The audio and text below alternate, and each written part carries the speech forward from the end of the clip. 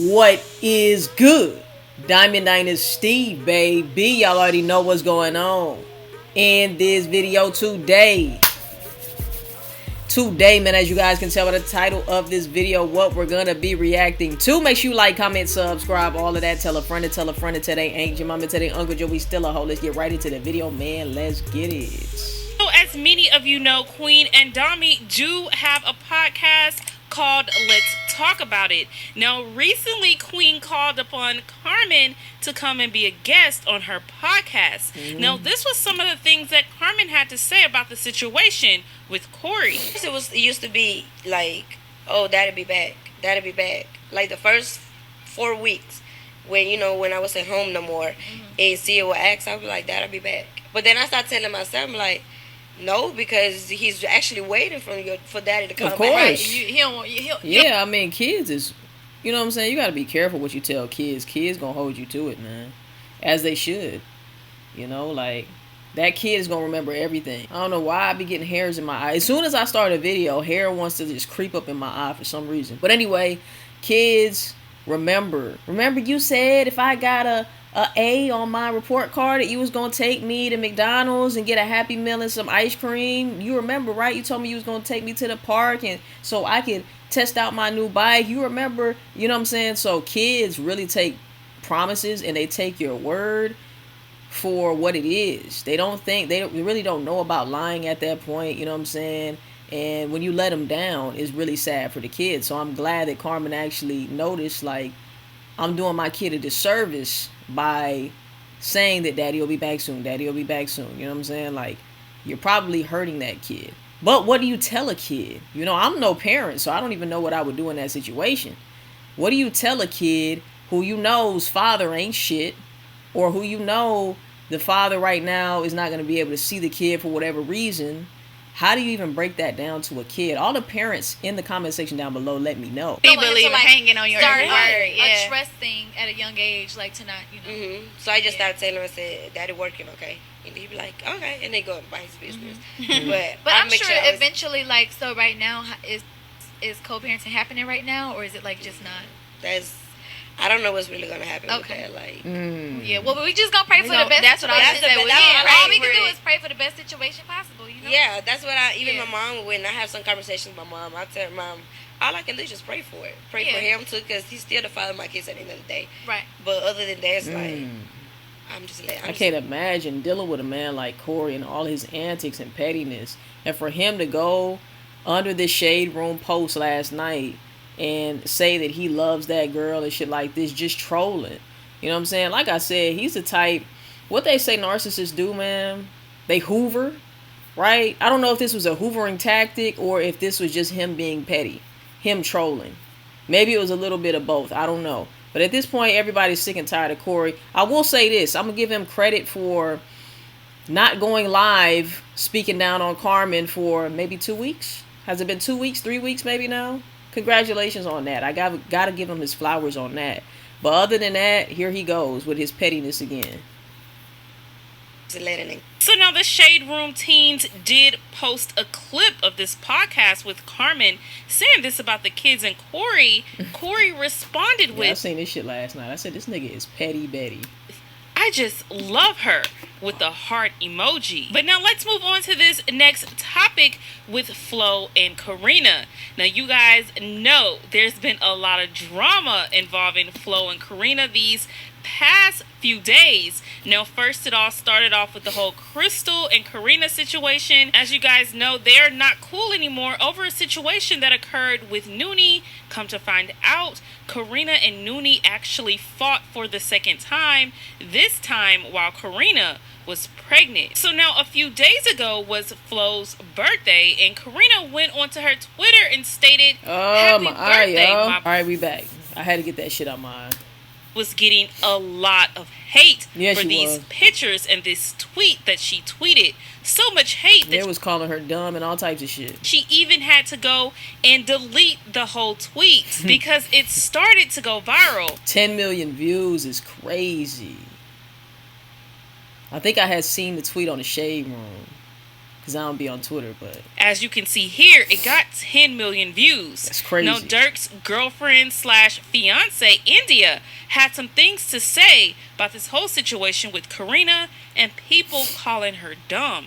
She went onto her Twitter, she retweeted what Carena tweeted, and she stated she's a DV victim. And look how y'all treating her. Y'all know nothing about DV, and it shows. Y'all hate women just as much as men. She went back after being beat on. Duh. That is what most victims do. That is, you know. And like I said, a lot of the times, these victims grew up in a household where they saw that was the definition of love, or the example of love that they grew up watching. So they saw their mom get beat on, or they saw their dad get beat on, or they saw their mom and dad fighting each other or arguing, or it was a toxic situation that they had an example of while growing up. So subconsciously, at a subconscious level, they believe that this is the way that things are supposed to be. So that's why it's very important to heal from that trauma and from things that you have seen in your childhood that make you who you are today. Because really, we are basically an extension of that little kid that we were, you know, growing up. And a lot of those things follow us into adulthood and create the version of ourselves that we are. And sometimes we like the things, sometimes we don't like some things. And if we don't like some things, we have to do the work on ourselves to heal our inner selves to become the best version of ourselves, you know. Maybe at one point that was the way you wanted to do things, but maybe now you want to do things a little bit differently. You want to have a healthy relationship and shit like that. And that's the thing. Nobody's going to change until they're ready to change. Nobody's going to heal until they're ready to heal. And that's going to be different on everybody's time is going to be different to do that, if they ever make the decision to do that, you know. But she does have a point, you know, like victims normally go back. And when I be watching these crime shows sometimes, like, sometimes you can't even blame the woman, really, for like, oh, she went back and, you know, the dude ended up murdering her. But at the end of the day, it's just like that link, right? That energetic link. They can't stop going back unless they have some major transformation to where they heal. But 9 times out of 10, a lot of these people get stuck in these situations. And if they do end up making it out of that situation, they end up in another similar situation with just another face, you know. So, hey, man, it is what it is. That's what. All I'm saying is just, you know, don't come crying to us. That's all I'm saying, you know. Like, and I tell my people the same thing, you know, like, I'm not going to continue to give you advice on the same thing over and over and over again. I'm not going to continue to talk to you about the same shit. It's just, you know, like, I don't like to waste my time. My time is very valuable to me. So, you know, if you're going to stay in that situation, bro, like, hey, do you, but don't come crying to me if that shit happens again. It just is what it sounds harsh, but it is what it is. What most victims do. Then someone responds to India with, "I love you, India, but there's no way you're justifying this." India states, "If that's what you got out of it, then I don't know what to tell you, but there's more tweets. Keep reading." Then someone else states, "You're saying this like it's okay." India responds with, "No, I'm saying it like, stop pretending y'all care when y'all just want someone to look down on." Nah, I mean, some people I do believe, yeah, they're looking down on her, but some people actually want better for her, want her to leave the nigga alone, which is why she got so much support when the whole shit went down, only for her to go back to the same person, you know. But like she said, that's normally what happens, you know. So can you really blame her? Not really, but at the same time, like I said, man, if you're going to continue entertaining a toxic situation, now you're pregnant by the dude, man, all I'm going to say is I'm going to just pray for you at this point, because, you know, that's really all we can do. You should love yourself. No encouraging words. No, you can do better than this. Just how much of a dumb bee she is, and not to... Yeah, some people is going crazy on her in the comments, man. Yeah, facts.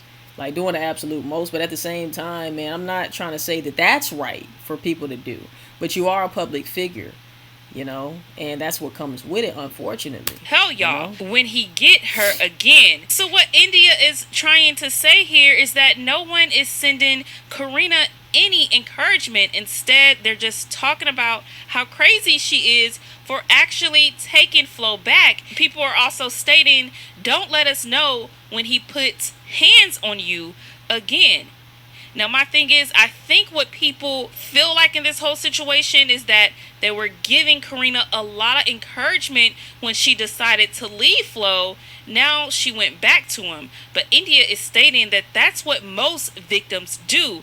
They go back to their abusers. Now, if you guys remember, one of the main reasons that Flo and Carena were getting into it was because The fuck is this AT&T doing, y'all? It's funny because my AT&T internet service, thank God I ain't got AT&T for my fucking phone, because I heard they had y'all asses ass out. Let me know in the comment section down below if you have AT&T and it fucked your phone up. Thank God I ain't got that. But I can only imagine because my AT&T internet is trash. Flo was texting other women. Carena also stated that Flo couldn't stay from outside. Well, I know it's his birthday week or weekend, but he's been outside a lot. He's been on Instagram posting him out at parties and clubs every night. And of course, Carena has not been there because she is pregnant. Now, for a while after they got back together, Flo wasn't going outside as much. Bro, oh my God. So I'm hoping So he's trash. just going outside now, because Fucking this trash. is around his birthday and this is not going to be every weekend type of thing, because if it is, I don't know how long this relationship with Carena is going to last. And I say that because that was one of their main issues last time. Now, that's why I don't believe in going back to a relationship after you break up with someone, because most of the time the problems are still there. Yes, sometimes people change, but that's very rare. If you are continuously, you better say that shit, man. It takes major healing for people, and it takes two people who really are willing to change and ready to change for the better, you know. And normally it's maybe one person that wants to change, the other person doesn't. It's very rarely both people want to change, or some people, some couples, neither one wants to change. So breaking up and getting back together with someone, sometimes I just think things may be not meant to be. yes, facts, man. Like, I don't understand why people just gotta like go back to the ex. What does the ex have to offer, man? I promise they either the same way, or if they not the same way, I'm pretty sure that they're not healed to the level that they need to be with you, or you're not healed to the level that you need to be with them. Sometimes it just does not work out. Y'all are not a fit and y'all are not a match, and that is okay. Move the fuck on.